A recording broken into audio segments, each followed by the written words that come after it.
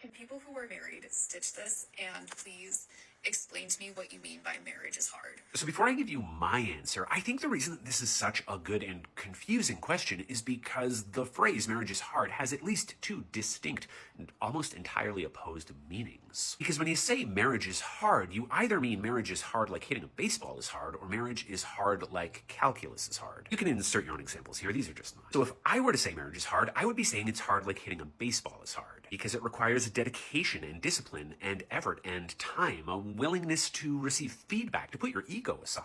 And also a recognition that, like, you are going to swing and miss repeatedly, and you got to be able to just pull yourself back together and try again. And you do that not because it's easy, but because it's rewarding and it's satisfying, and it makes you and it makes your team happy when you succeed. And I say this not as somebody who's a particularly great baseball player. I stopped playing when I was 20 years old. I played in a college summer league and I hit 200. But as somebody who continues playing recreationally with the same group of people for years on end because I love it. You know, calculus also requires time and effort and practice and blah, blah, blah, blah, blah. But it is a chore. It is torturous. I only do it out of obligation or because it's transactional in some way. I'm willing to do something that I hate so that I can get something that I want. So when someone says that marriage is hard, I think it is important that we know which kind of hard they mean. Hard like hitting a baseball or hard like calculus, because there is a world of difference between the two.